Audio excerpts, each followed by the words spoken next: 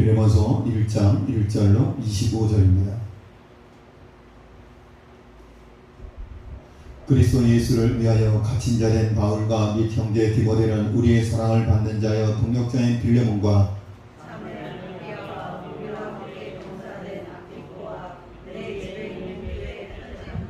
하나님 우리 아버지와 주 예수 그리스도로부터 은혜와 평강이 너희에게 있을지어다.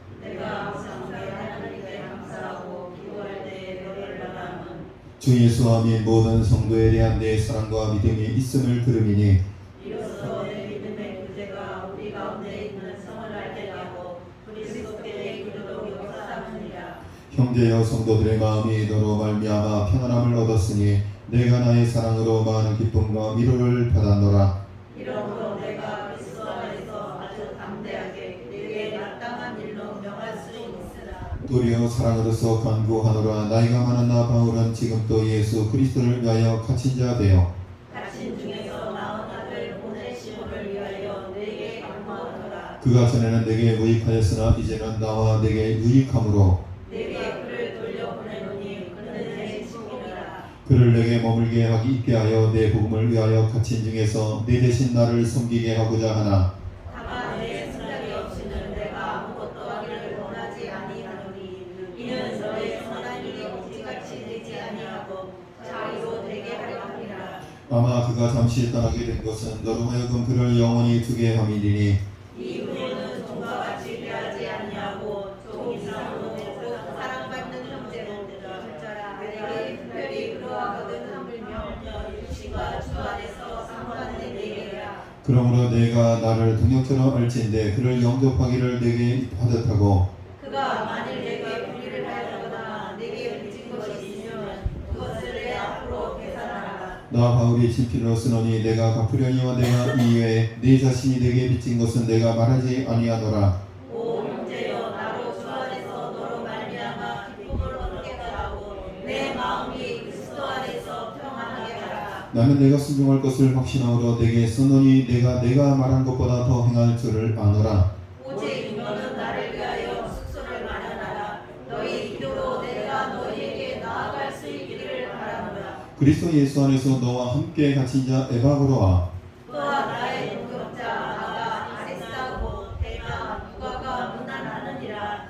함께 읽겠습니다. 우리 주 예수 그리스도의 은혜가 너희 심령과 함께 있을지어다. 아멘. 할렐루야. 우리 앞에 있는 성도들 이상했습니다. 식사 맛있게 하셨습니까? 또 이렇게 만나서 반갑습니다. 고맙습니다.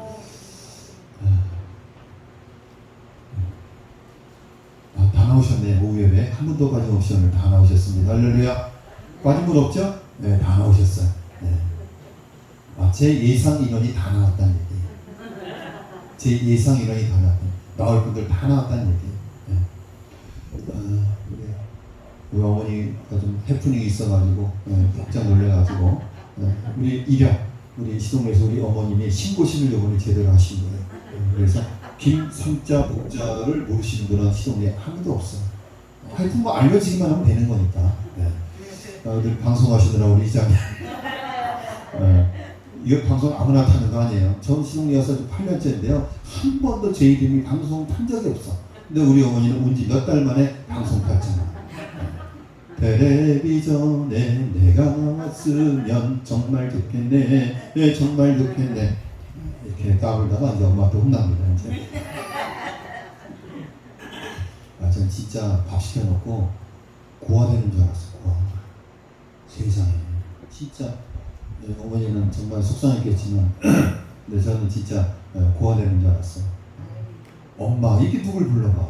지금도 제가 철이 없죠. 나이가 55인데 엄마가 뭐야? 어머마마 이렇게 불러드려요. 전 지금도 엄마 이렇게 부릅니다. 엄마라고 부르시는 엄마가 있는 게 얼마나 좋습니까? 이제 명절이 되면 이제 아드님들이 오셔가지고 엄마! 그리고 문 열고 들으면 얼마나 좋으세요. 정보세 좋잖아요. 얼마나 좋아. 그쵸? 강호사님 엄마! 유정 씨는 엄마라 그래요? 어머니라 그래요? 엄마라 그래요. 엄마지. 엄마는 엄마.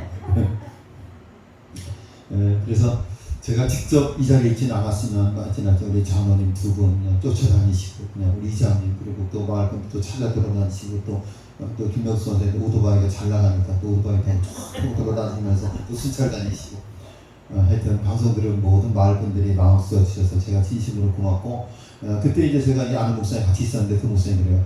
어머 목사님 마을에서 방 한번 사셔야 되겠네 그러더라고요. 뭐 김탄복 권사님 사셔야지 뭐 어떡하겠어요. 하여튼 어머니 그 아무 힘 없어서 너무 감사하고 좋습니다.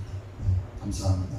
마음 써주시고 성경 주시는 성도들께 또 우리 지역 주민들께 제가 진심으로 고맙고 감사하다. 그러면서 참 이것이 가족이다 그런 생각이 들었습니다. 여러분 다 이게 가족입니까? 이게 가족이죠. 신경 써주시고 마음 써주시고 염려해 주시고 걱정해 주시고 모든 분들께 진심으로 고마운 말씀 전합니다.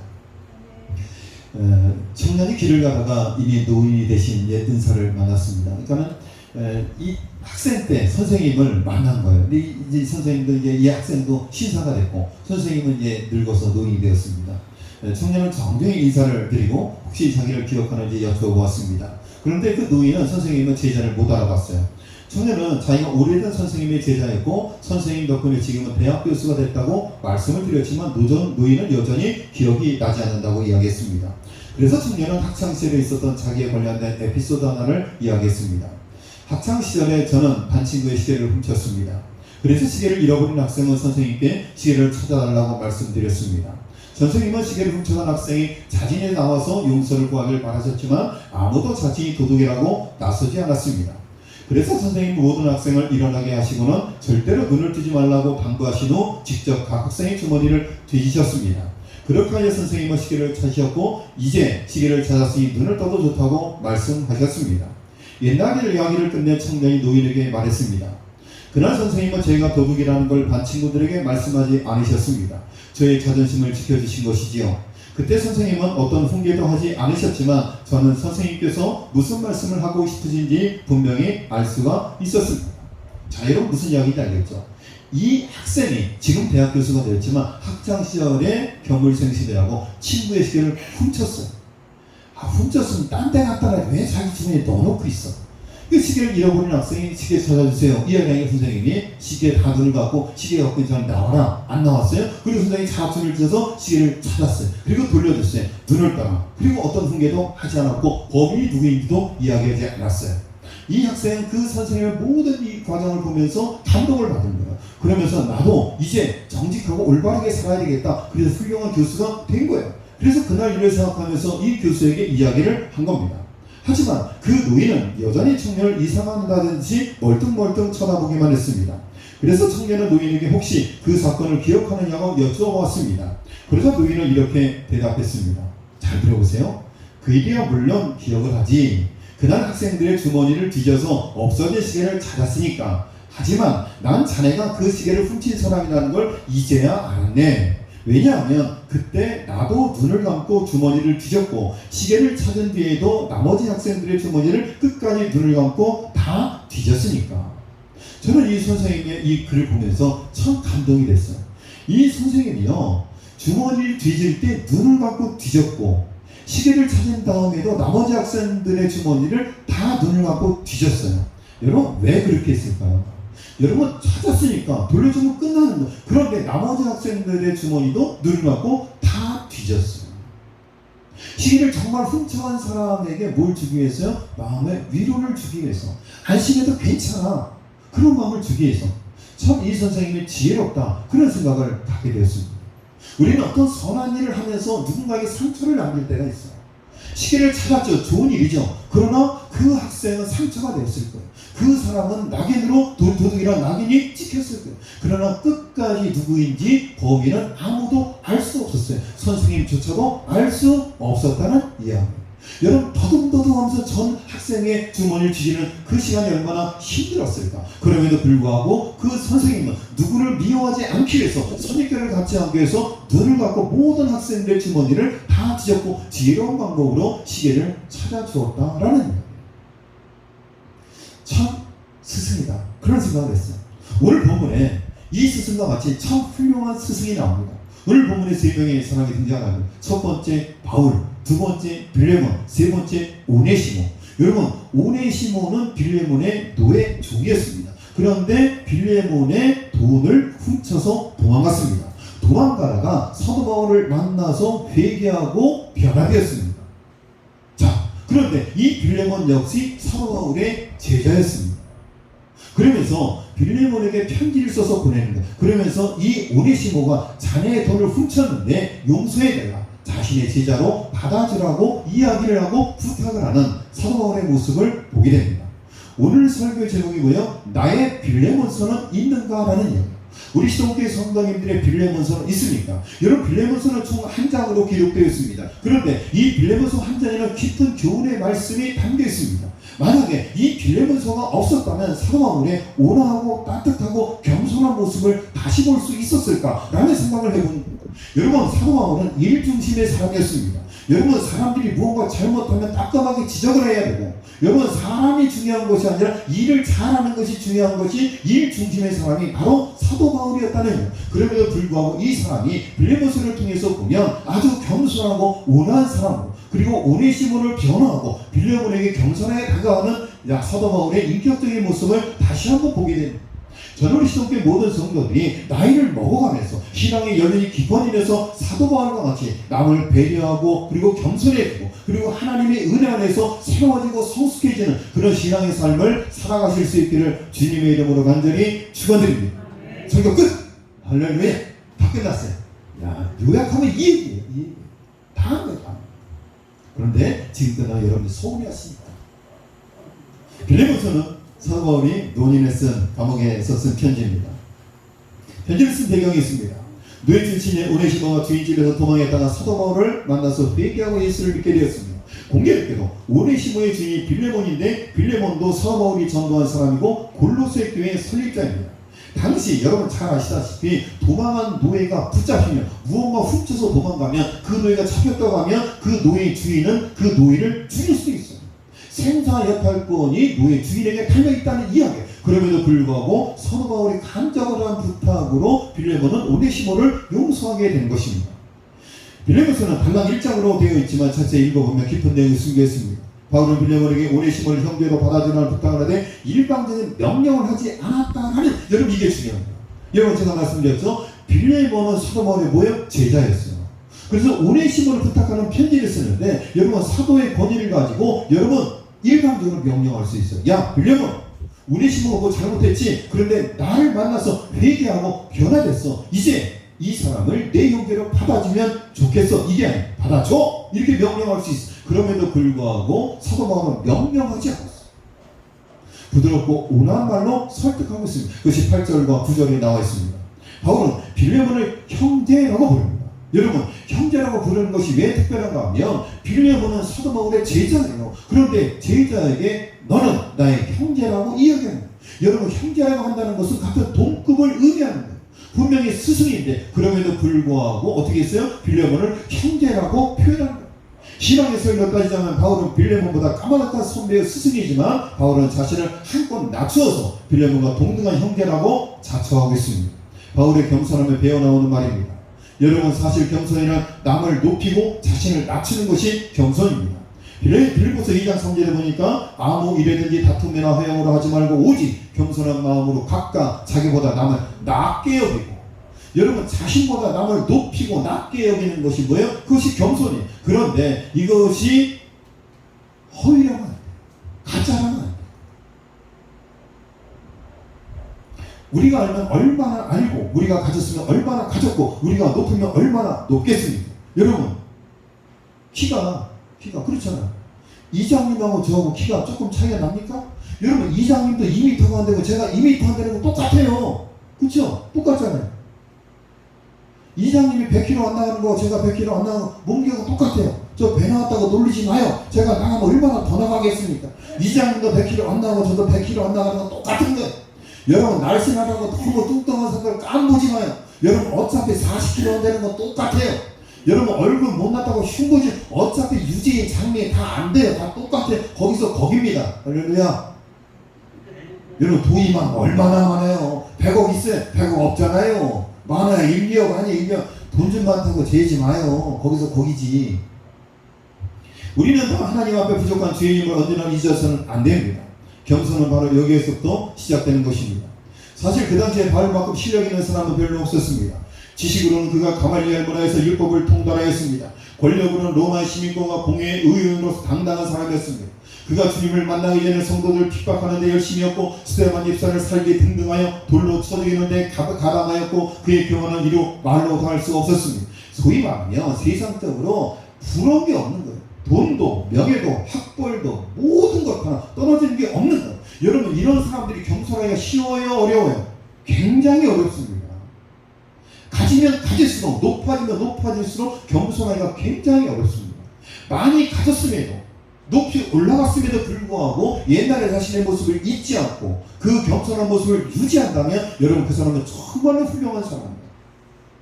여러분 살 빠졌다고 너무 예뻐졌다고 교만하면 옛날에 뚱뚱할 때의 모습을 기억하시면 항상 겸손해야 돼요. 항상 겸손해야 돼요.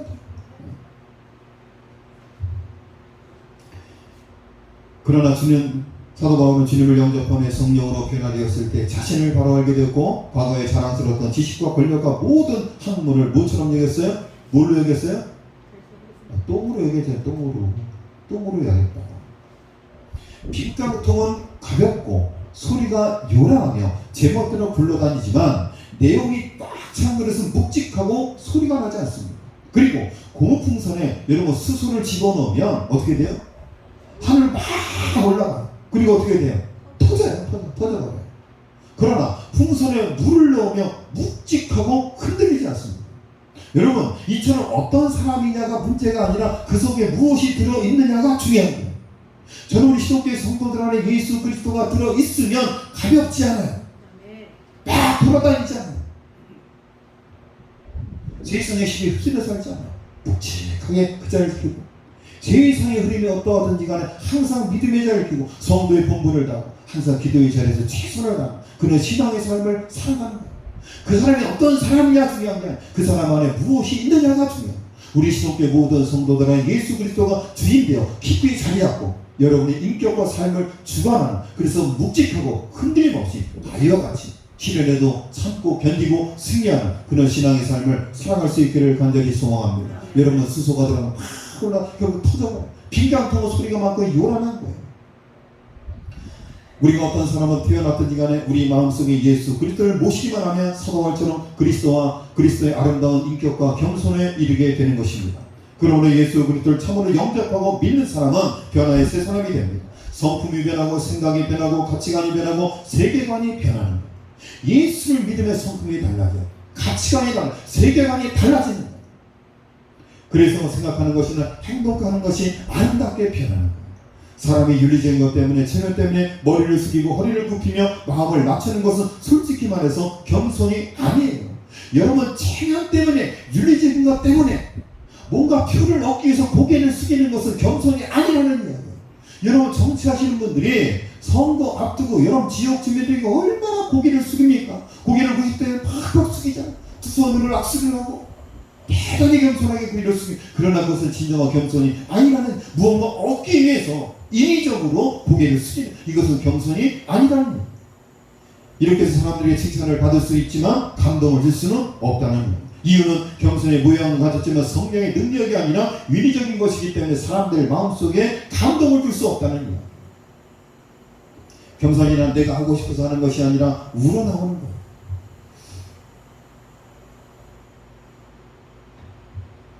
목사님들하고 모여서 같이 식사를 하면 항상 수저, 젓가락을 놓는 분이 있어요. 컵을 놓고 물을 따라주는 분이 있어요. 반찬을 먹다가 단무지가 떨어지면 뛰어가서 단무지를 갖다 놓는 분이 있어요. 김치가 떨어지면 김치를 갖다 놓는 분이 있어요. 식사를 하면 꼭 네프킨을 뽑아가지고 각자에 놔주는 분이 있어요. 여러분 그거는 어떻게 하는 거예요? 인위적으로 하는 게 아니에요. 몸에 배어있는 거예요. 김현영 목사님 그렇게 하세요. 저보다 선배거든요. 얼마나 빠른지 몰라요. 이제 목사님 그만 좀 후배들이 있는데 저보다 더 후배가 있어요. 김 목사님도 훨씬 후배죠. 그건 가식이 아니에요. 그건 몸에 배어있는 거예요. 앉으면 물 따르고 수저서 꺼내놓고 식사 중에 뭐 다 내쁘게 다 해주고 반찬들은 본인이 직접 반찬 갖다 놓고 불러서 반찬 갖다 놓으라 그러고 그리고 맨발에 카드 들고 막 뛰어가요. 그럼 내가 다리를 탁 걸어서 넘어뜨려. 근데 김 목사님이 워낙 빨라서 피해서 도망가요. 왜냐하면 여기 고남산 날다람쥐잖아요. 김 목사님 여기 고남산 남다람. 신 목사님도 신성대 목사님도. 신 목사님하고 제가 시동교회 오기 전이었던 것 같아요. 아마 목사님 시동교회 갈 수도 있는데 그런 식사를 한번 같이 했어요. 같이 식사하면 신 목사님도 그래요. 그러면서 신 목사님 그러죠. 와, 신 목사님 제가 부교육자 생활 15년 하다 보니까 이게 몸에 배워가지고 저는 우리 목사님들의 그런 모습을 보면서 그것이 인위적이다, 형식적으로 한다, 그런 생각을 가져본 적이 한 번도 없어요. 왜요? 그건 몸에 배어있는 거예요. 그래서 바울은 빌레몬에게 오네시모를 종으로 여기지 말고 형제로 받아달라고 16절에서 부탁을 합니다.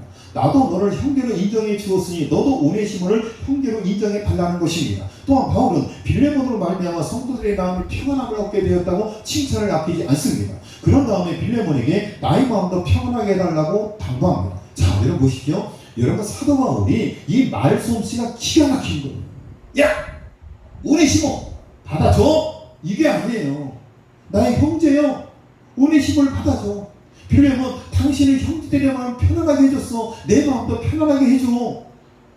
야, 여러분 이렇게까지 이야기하는데 빌레몬이 오네시모를 형제로 받아주어야 될까요? 말아야 될까? 여러분 받아주어야죠. 자신의 영적인 스승이 자신을 낮춰서 명령할 수 있음에도 불구하고 한국에 부탁하고 자신을 세워주고 부탁을 하면 어떻게 거절합니까? 여러분 말에도 지혜가 필요합니다.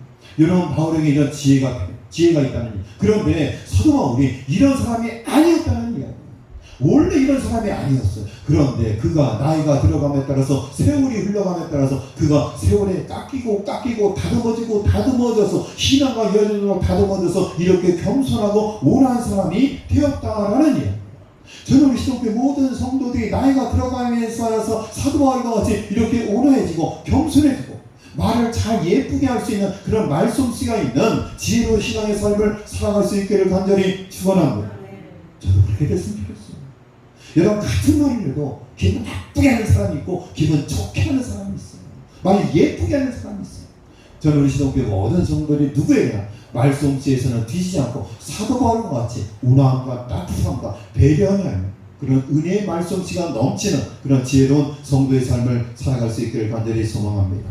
우리는 유명한 서방인 사도 바울과 골로새의 부자인 빌레몬과 낮고 천한 노예 신분이 오네시모가 예수 그리스도를 영접한 사실을 통해 차별이 없음을 보게 되는 거예요. 여러분 스승인 사도 바울, 제자인 빌레몬, 종이었던 오네시모, 이 세 사람 모두 신분이 다르고 나이가 다르고 배움이 다르고 학벌이 다르고 다 다르다. 그런데 이 세 사람이 모두 예수 그리스도를 나의 구주로 영접하니까 그리스도 안에서 한 형제가 되었다는 거예요. 세상의 학문과 지식과 학벌과 가문과 여러 물질은 아무 의미가 없어. 예수 믿는 우리 모두 다 동등한 그리스도 안에서 한 형제의 하나님의 자녀라는 거예요. 우리는 외동딸, 외동아들이 여러분 외동딸, 외동아들이 조금 버릇이 없다 그러잖아요. 우리는 함께 연합하고 교제하고 다듬어져가는 그리고 온전한 성도로 세워져가는 하나님의 은혜의 성도들인 줄로 믿습니다. 발과 같은 속각도 은혜의 깊은 경지에 들어갈수록 하나님 앞서 자기 자신이 얼마나 초라하고 보잘것없는 존재인지 알게 됩니다. 저는 우리 모든 믿음의 성도들이 사도 바울과 같이 나이가 들어가고 은혜의 깊은 경지에 들어갈수록 자신의 부족함과 연약함을 알고 온화해지고 겸손해지고 하나님 안에서 온전한 성도의 모습으로 세워져갈 수 있기를 주의 이름으로 간절히 축원합니다. 사랑과 은혜의 하나님 아버지, 온유의 하나님, 저희 심령을 다스려 주셔서 전보다 더 겸손하게 하시고 전보다 더 온화하게 하시고 전보다 더 너그럽게 하여 주시옵소서. 신앙의 연륜이 합해서 아름다운 보석이 되는 우리 모든 시동교회 성도들의 삶이 될 수 있도록 인도하여 주시옵소서. 일주심의 사도 바울이 예수 그리스도를 만나고 하나님의 은혜 안에서 세월이 깊어지고 신앙의 연륜이 깊어짐에 따라서 온화하고 따뜻한 사람, 배려한 사람, 겸손한 신앙의 모습으로 성숙되어진 것처럼 이렇게 바울과 같이 변화되는 우리 모두가 될 수 있도록 인도하여 주옵소서. 이 모든 말씀 예수님의 이름으로 기도드렸습니다. 아멘.